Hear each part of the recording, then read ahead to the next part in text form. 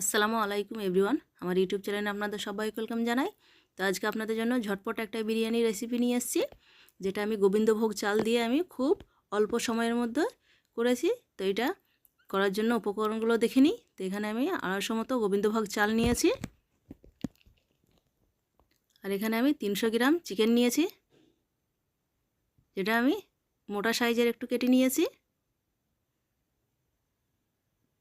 তো এখানে মিডিয়াম সাইজের আমি 2টো আলু নিয়েছি। তো আলুর মধ্যে হলুদ গুঁড়ো এবং অল্প পরিমাণে লবণ দিয়ে আমি ভালো মতো মাখিয়ে নেব। আমার এখানে মাখানো হয়ে গিয়েছে। তো আমি গ্যাসে একটা পাত্র চাপিয়ে দিয়ে আমি তেল গরম হতে দিচ্ছি।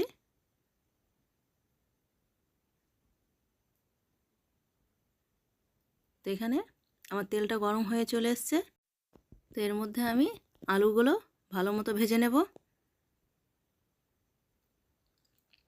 তো আমি উল্টে পাল্টে আমি লাল করে আলুটা ভেজে নিচ্ছি। তো এখানে আমার আলুটা ভাজা হয়ে গিয়েছে।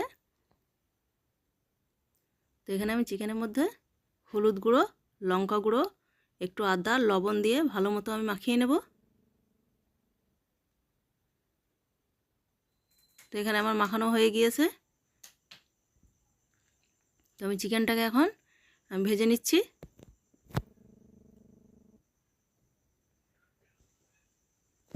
তো এখানে আমার চিকেনটা আমি দুই দিকে একটু হালকা করে লাল করে ভেজে নেব। তো আমার চিকেনটা ভাজা হয়ে গিয়েছে। এখন আমি এটাকে সাইডে রেখে দিচ্ছি। তো একটা পাত্র আমি গ্যাসে চাপিয়ে দিয়ে আমি পরিমাণ মতো তেল গরম করতে দিচ্ছি। তো আমি এখানে সাদা তেল ব্যবহার করেছি। তো তেলটা আমার গরম হয়ে গিয়েছে। তো আমি এতে 2টো তেজপাতা, কয়েকটা লং, 2টো ছোটো দারচিনি, 3টে এলাচ আর কয়েকটা গোলমরিচ, এখন আমি এগুলো তেলের মধ্যে ভালো মতো ভেজে নেব। তো আমি এখানে 2টো মিডিয়াম সাইজে পেঁয়াজ কুচি করে আমি নিয়ে নিয়েছি। এখন পেঁয়াজটাকে আমি তেলের মধ্যে ভালো মতো ভেজে নিচ্ছি। তো আমি পেঁয়াজটাকে আমি হালকা আঁচে ভেজে নেব।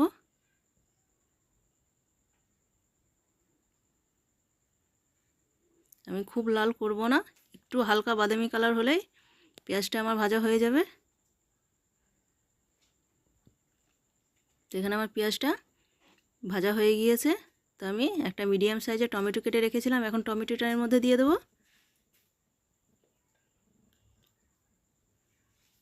কয়েকটা কাঁচা লঙ্কা। তো এখানে টমেটোটা আমার ভাজা হয়ে গেছে। তো এখন এর মধ্যে কিছু শুকনো মশলা ব্যবহার করছি।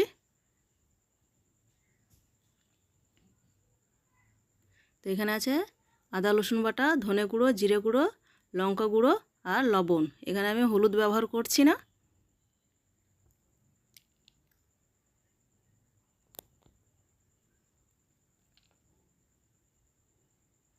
তো আমি এখন এই মশলাগুলো একসঙ্গে ভালো মতো ভেজে নেব।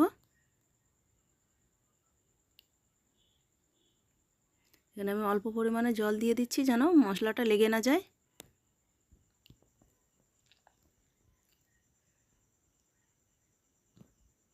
তো এই মশলাটাকে ভালো মতো আমি ভেজে নেব।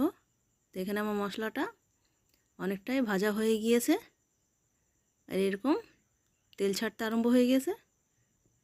তো এখন আমি যে আলুটাকে ভেজে রেখেছিলাম এখন আমি মশলার সঙ্গে অ্যাড করে দেব।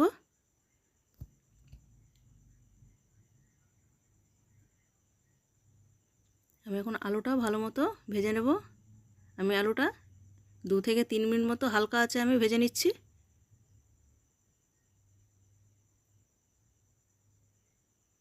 তো আলুটা ভাজা হয়ে গেলে আমি এর সঙ্গে চিকেনটাকেও অ্যাড করে দেব।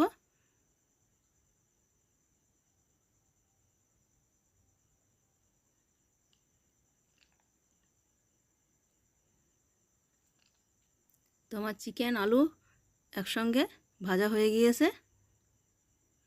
যখন দেখবেন যে আপনার চিকেন আলু মশলা থেকে তেল ছাড়তে আরম্ভ হয়ে গেছে, তখন জানবেন আপনার সব উপকরণগুলো ভালো মতো ভাজা হয়ে গিয়েছে।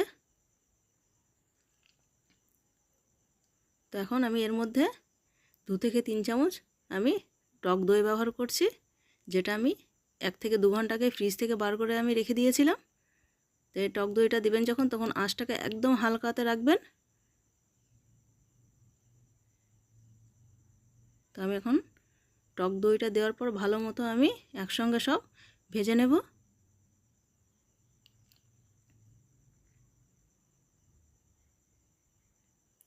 তো এইভাবে ভেজে নেবেন যেন নিচে লেগে না যায়।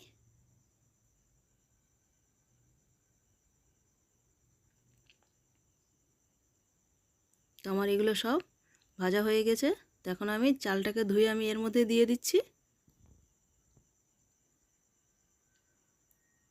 আমি চালটাকেও ভালো মতো নেড়ে নেব।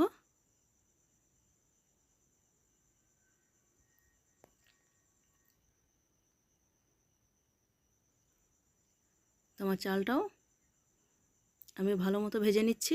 যখন দেখবেন যে চালটা একদম এরকম শুকনো শুকনো ঝরঝরে হয়ে গিয়েছে, তখন জানবেন আপনার চালটাও ভাজা হয়ে গিয়েছে। তো আমি এদিকে একটা পাত্রে পরিমাণ মতো আমি গরম জল ফুটিয়ে নিয়েছি। তো আমি এটাকে এখন আমি চালের মধ্যে দিয়ে দিচ্ছি।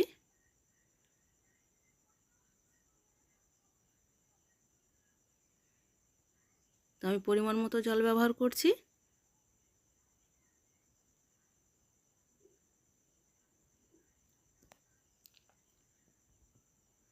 তো এখন আমি এটাকে ঢেকে দেব হালকা আছে।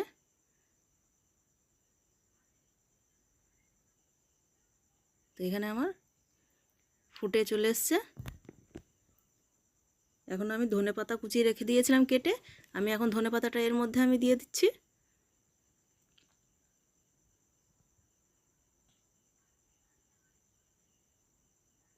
তো আপনারা ধনেপাতা যদি স্কিপ করতে চান তো করতে পারেন। দিয়ে আমি আবার আরেকবার নেড়ে দেবো ভালো মতো।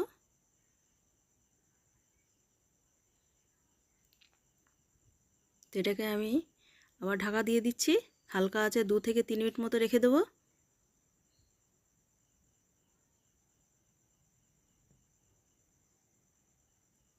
তো এখানে আমার জলটা পুরো এখনও শুকায়নি, তো আমি একবার নিচে থেকে আবারও আরেকবার ভালো মতো নেড়ে নেব।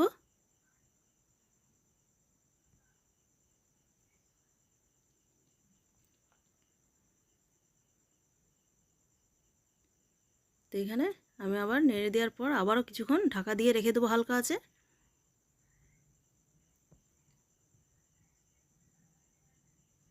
তো এখানে আমার জলটা পুরোটাই শুকিয়ে গিয়েছে।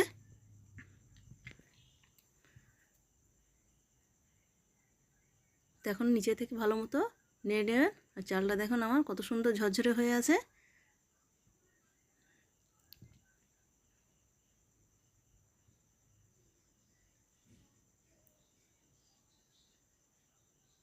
তো এখানে চিকেনটা দেখেন আমার একটাও ভেঙে যায়নি, আলুটাও ভালো মতো সিদ্ধ হয়ে গিয়েছে।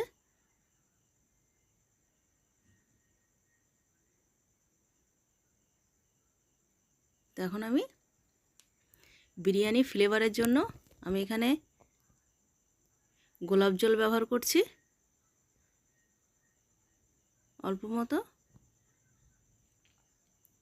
অল্প মতো কেওড়া জল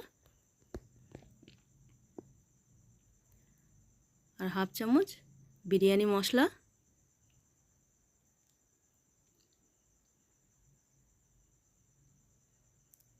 এইটাতে একটা কালারের জন্য আমি একটু ফুড কালার ব্যবহার করব।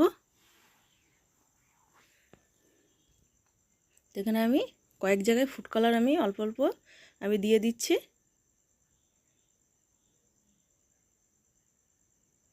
এটাকে দিয়ে আমি আবারও কিছুক্ষণ ঢাকা দিয়ে রেখে দেবো। তো আমার রান্না যদি আপনাদের ভালো লেগে থাকে তো লাইক কমেন্ট শেয়ার এবং সাবস্ক্রাইব করে দিবেন, যেন আমি আরও নতুন রান্না আপনাদের জন্য নিয়ে আসতে পারি। তো এখানে আমার রান্নাটা একদম কমপ্লিট হয়ে গেছে। তো একটা পাত্রে আপনাদেরকে উঠিয়ে দেখিয়ে দিচ্ছি, দেখুন চালটা আমার কত সুন্দর ঝরঝরে হয়েছে। তো তো আপনার বাড়িতে যদি হঠাৎ কোনো মেহমান চলে আসে তো আপনি ঝটপট এই রান্নাটা ওনাদেরকে করে খাওয়াতে পারবেন। এখানে দেখতে কত সুন্দর লাগছে।